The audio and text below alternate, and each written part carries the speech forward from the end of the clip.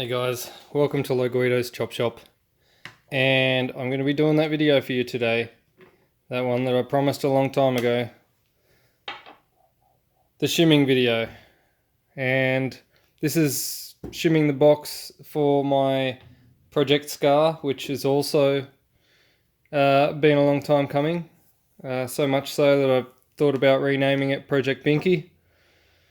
So here we go. Alright, I'm going to show you how I shim a box.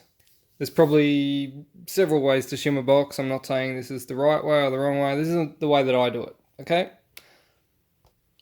First of all, I start off with the motor and the pinion installed in the motor carrier, and using what I call the top side of the box. I'll get to that, I guess.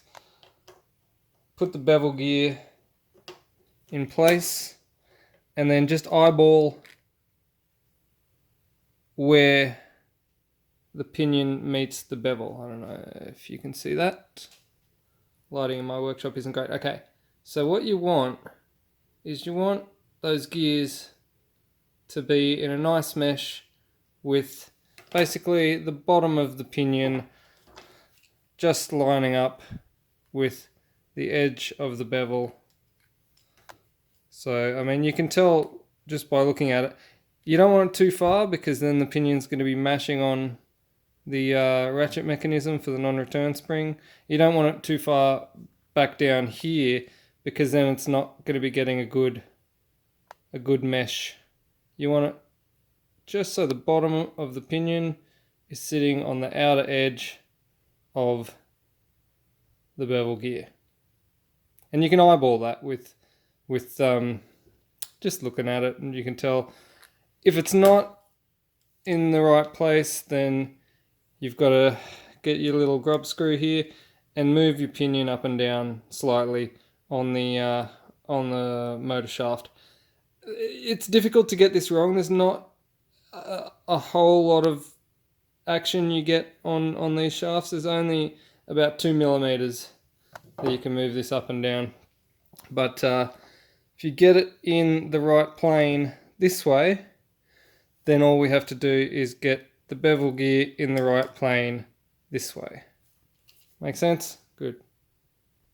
Now the next thing I want to do is pop the two halves of the gearbox shell together and put the motor in like this. It actually goes this way.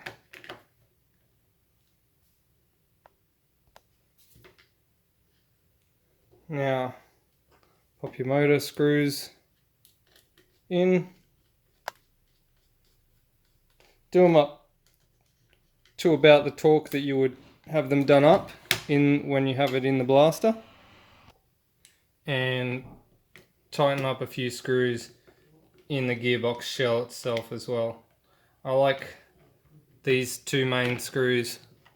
Let me move my hand out of the way so you can see. I like to put these two main screws in here, because that's basically where most of the pressure on these gears is coming from. You can ideally, I guess, put all of the screws in, but given that you're probably going to be opening and closing this box about 100 times, I find putting these two, maybe this one, this third one in, I find that they're the most important ones. Once you've got them in, check the play in this bevel gear. Things that I'm not fond of, these black nylon cases, you can't actually see inside, and it's hard to, there's no access holes or anything, it's hard to actually check. But might be able to get a thin screwdriver or something in there, check the play, and you want to also rock the gear back and forth a little bit, check the gear mesh, make sure there's not too much backlash. Now if you find that it is too tight, you might consider just knocking the tiniest little bit knocking this pinion down the motor shaft just the tiniest little bit, then refit, try again, make sure you got everything just the right clearances so it's not too tight. You don't want it pressing right up against it. That's going to cause excess wear on the pinion gear, and it's going to make a terrible noise in your gearbox as well. Probably one of the biggest mistakes people make when shimming their gel blaster gearbox is that they watch airsoft shimming videos, and while they are very similar and the general idea behind it is the same, they're different things. An airsoft gun is a different thing to a gel blaster. Most airsoft gearboxes are made of metal and the tolerances are a lot finer, and the quality is just generally better. There's no way you can actually do an airsoft style shim on a gel blaster gearbox because nylon's flexible, so things move. So you can't get the exact tolerances that you would expect from doing an airsoft style shim job. I love saying that. So I didn't have to actually put any shims in this bevel gear on this particular box, at least not yet. That all seems to work quite well. So next is the spur gear. So take that one, pop that in your gearbox, just give it a spin here, because quite often you'll find with the spur gears in these gearboxes, when you put bearings in, the spurs grind on the bearing housing, and you can hear that. It's good to put the two halves together so that you can check that.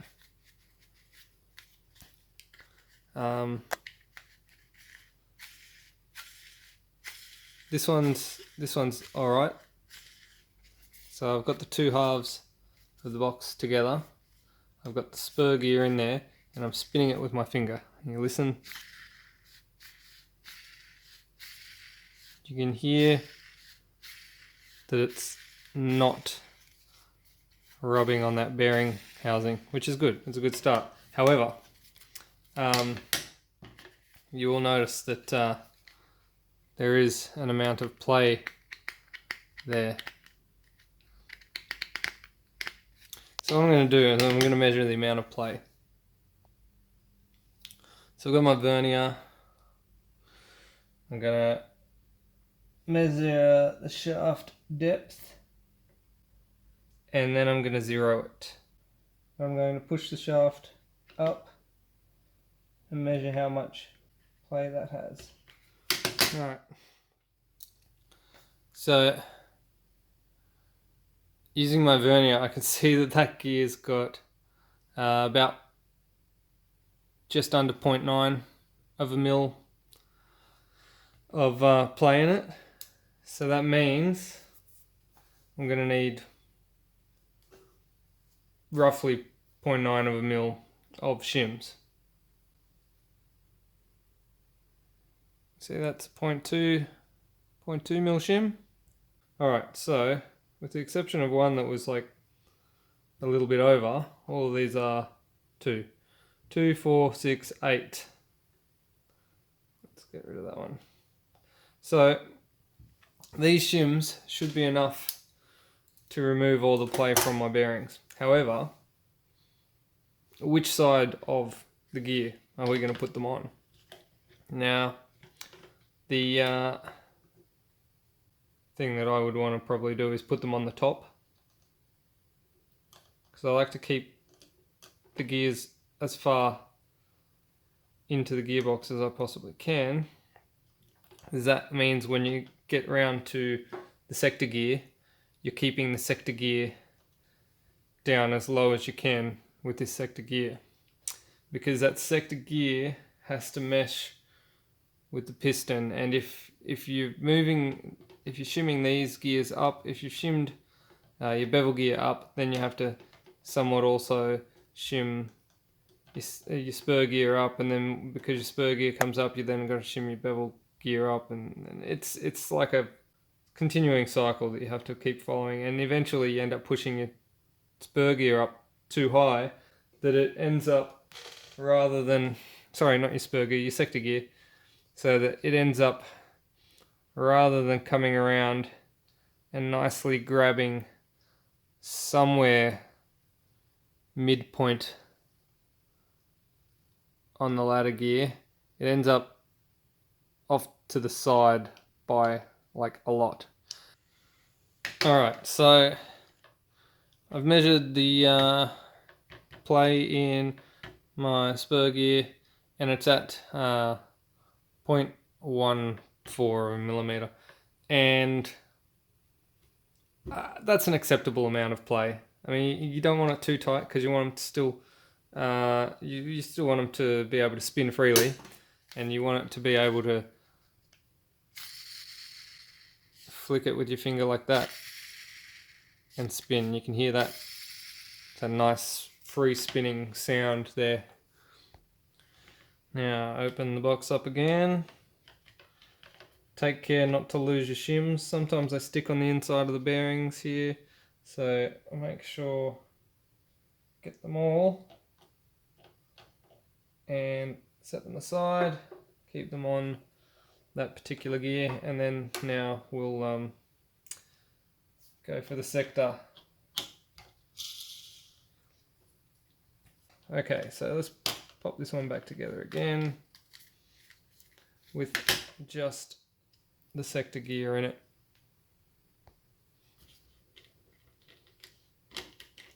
Alright, tighten the box up again. Now that's got a lot of play in it. You can hear the amount of play in it.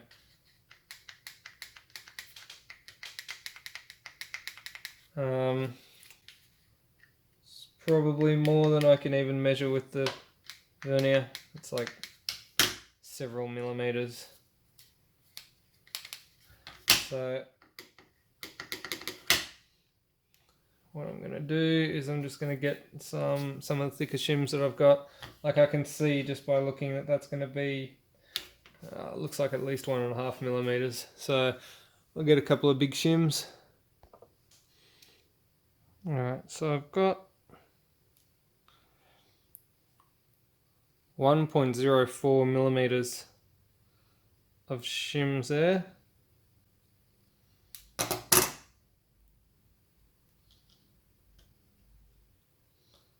Pop that on the top, and then pop the box back together.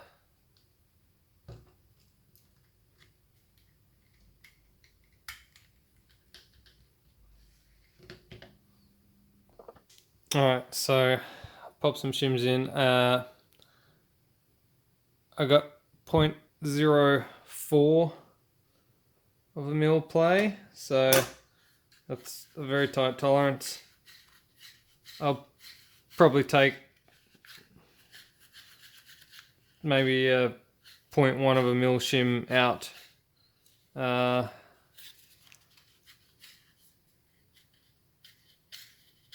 If I'm not happy with how that rolls. It's a little bit tight, so I'll probably play around with it, and basically play around with it until you're happy. You want them to spin freely. You don't want them to be too tight, because if they're tight, they're creating extra drag, and that's going to put more stress on your motor. So I took out one of the 0.2 mil shims and replaced it with a 0.1 mil shim. So now you get that nice free spin. Alright, so now the lateral play has been taken out of all of our gears. So now it's time to start all again. Okay, so now that we've got the idea of how much shimming we need to stop them moving laterally, we now need to work out what we need to do to keep the gears off of each other. Now, what happens here is, with particularly between your bevel and your spur gear, you'll get contact there, and you'll know it because you've got that ratchet that comes around 4 times the revolution on the bevel. So every single time that goes round 4 times the revolution, you'll hear this if they're touching. So you want these gears, focus, you want these gears to be in mesh but not touching the top there.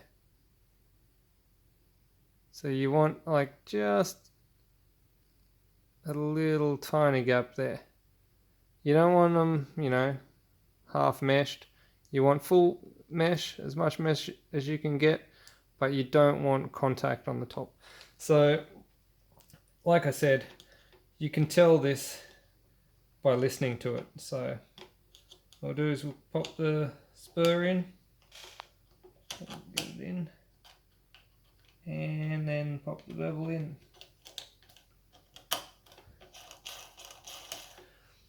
Then we put our halves together again. Of course, torque it down. Okay, so now I've got both the bevel and the spur gear in there. I just want to spin them. Make sure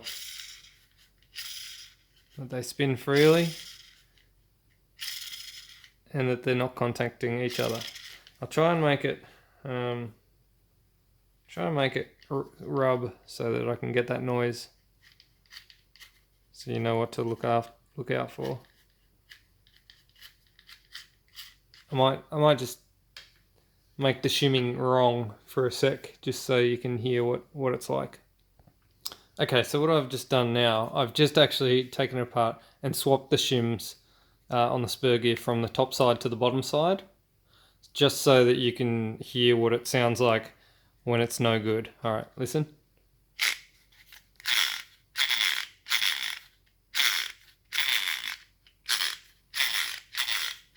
So you get that grinding sound.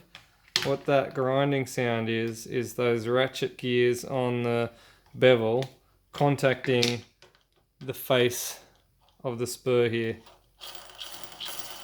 And it happens 4 times the revolution. Like that. So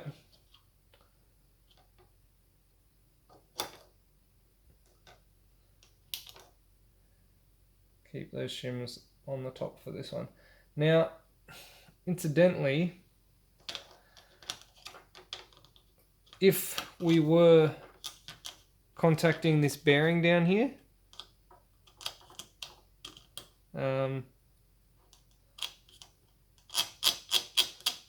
it'd sound like that.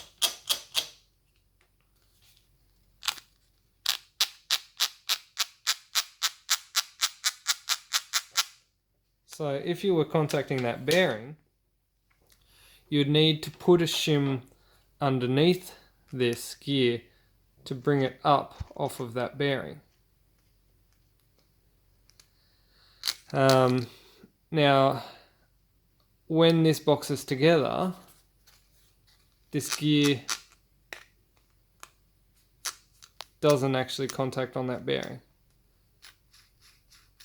So it doesn't need to be lifted. However, because you already know you've got your shims here that are the right thickness for this, all you have to do is take one of your smaller shims from the top and put it to the bottom. So if you already know that you've got 0.4 of a mil, say, of shims, you can just take one of your 0.2 of a mil shims and put it on the bottom, and then have 0.2 on each side, so you're still adding up to the 0.4 a full shimming for the lateral movement of that gear. But as I've said before, some boxes need more shimming than others, and I think, to be honest, I've kind of got lucky with this box. It's everything's working really nicely, just for a change. So next thing we want to do is pop the sector gear in. Now,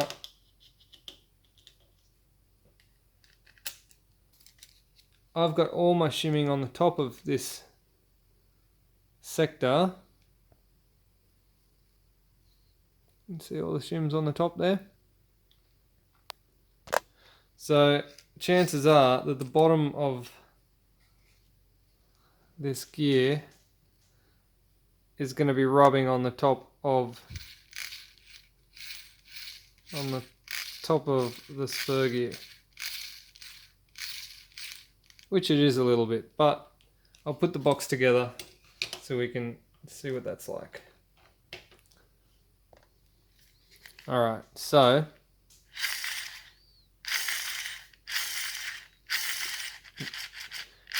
it's not too bad, but you can hear that sector rubbing on the face of the spur. So what I'll do is I'll just take one of the shims from the top and pop it underneath. Alright, so I'm just going to take the smallest shim off the top, which I think was a 0.1. I think I might actually put a 0.2 under it and keep that 0.1 on top, just because. Alright, so I'll put 0.2 shim underneath, and that should hopefully lift me up high enough. Now I should be able to visualize that. It's hard to visualize because these gears can move around if they're not held in on the top. So you really got to have the two halves of the box put together before you can get a good idea of whether or not things are going to contact, or whether they're going to spin freely or get jammed up. You really need to keep putting the box back together and over and taking it apart over and over again.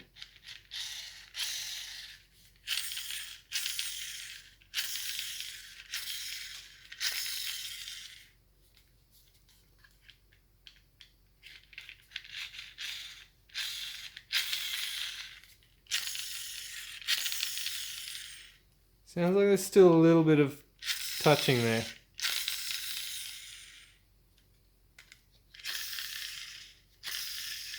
Alright, so I'm going to move that 0.1 to the other side.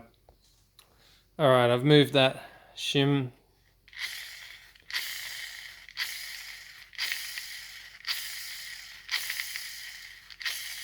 You can hear that now. What I might do now, just so you can hear it, I'll mess it up and let you listen to what it sounds like when it's grinding. Alright, here we go. Listen to this.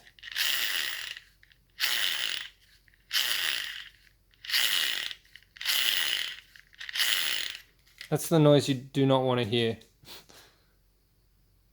Shims back to the correct positions and you can no longer hear that horrible grinding sound. Next thing you want to do is pop your cylinder in. Make sure that your plunger is inside the guides and pushed all the way forward in the cylinder, and then just wind your gears around by hand until that first tooth on the sector gear engages with your ladder gear. Now, there's a lot of different thoughts on this. A lot of people say it should be pointing at 12 o'clock, which would be here somewhere. That's not really the case. The main thing you want is good surface contact between the first tooth here and the end tooth there. So as long as you've got good tooth to tooth contact, let's see if we can see this. Yeah, so as long as you've got nice good contact there, it doesn't really matter if it's like at 12 o'clock or if it's, I don't know, back at 1 o'clock there. As long as you've got a good contact, and as long as you make sure that the first tooth, as it comes around, it doesn't hit that 14th tooth on the ladder gear, or the 15th tooth on the ladder gear it is, sorry. If that is the case, and you do have contact between sector gear and this 15th tooth on the ladder gear, so you should have 15 teeth along here, and some plungers have 14 teeth. They shave this one down, and that's, let me see if I've got one, hold on.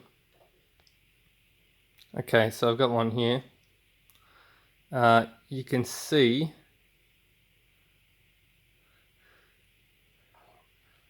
this last tooth here sits down quite a bit lower than all the other teeth.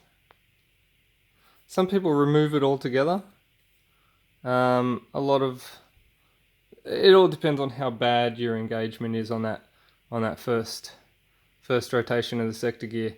I found that most of the time, just this having this shortened tooth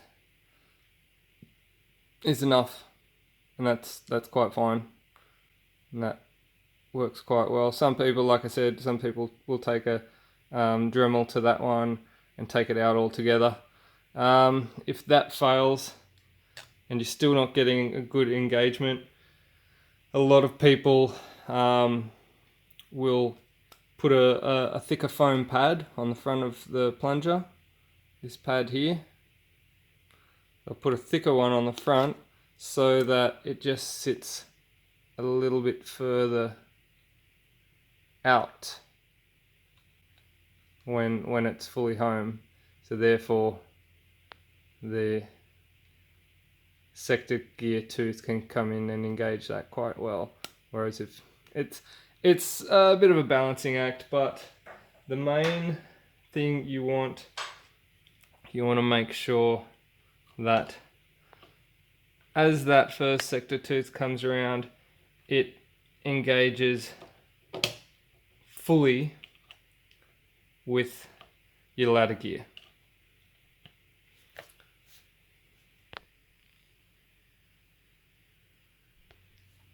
What's also important and often overlooked is if you're putting metal gears here, don't use a nylon plunger. Make sure you've got a steel tooth ladder gear on your plunger, because otherwise you'll just tear these teeth off. The metal sector gear will just tear the plastic or nylon teeth off. Never mix gears, never have some metal and some nylon. It won't work. Now's probably a good time to put your anti-reverse ratchet mechanism in, and the tappet plate and the trigger. Don't forget to put this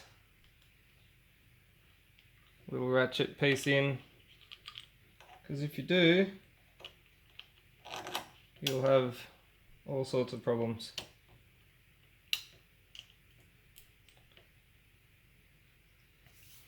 Okay, I've got a metal tappet plate here, and I've also got a nylon tappet plate. Now, I'm going to use the nylon one because it's a nylon gearbox, and the sides of this metal is not very smooth. I mean, if I was going to use this, I'd probably get a polishing buff and buff this completely mirror shine, because at the moment it's just like saw teeth, and that rubbing back and forward in your nylon housing would just be like a saw cutting it to pieces. So I'm not saying these are bad by any means, I'm just saying just be aware. As I said with the gears, half metal half plastic doesn't really go too well, so same thing here. I'm just going to use the nylon tappet plate, and also don't forget to fill your gearbox with grease, which I'm going to do shortly.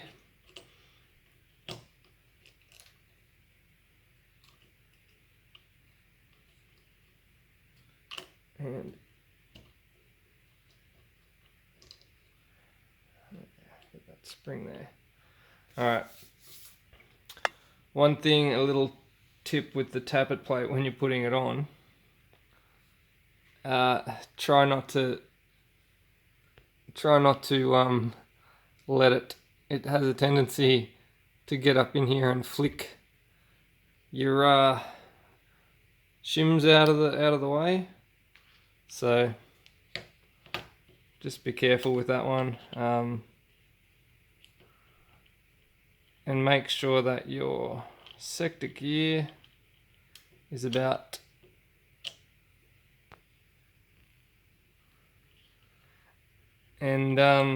make sure that your sector gear is about there, so that your tappet plate can sit nicely, and that little catch is not underneath it.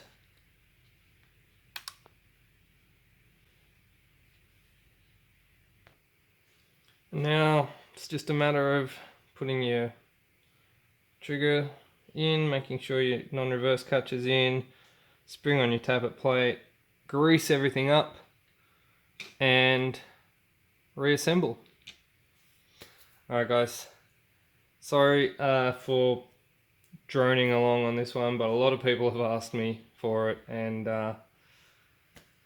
I've been so busy with other things that I haven't been able to even do anything on my own scar build. So please subscribe to my channel, buy me a coffee if you like what I'm doing here.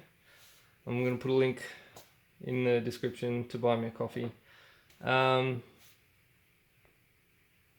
Also, don't forget the limited edition Low Guido's Chop Shop magazines are available.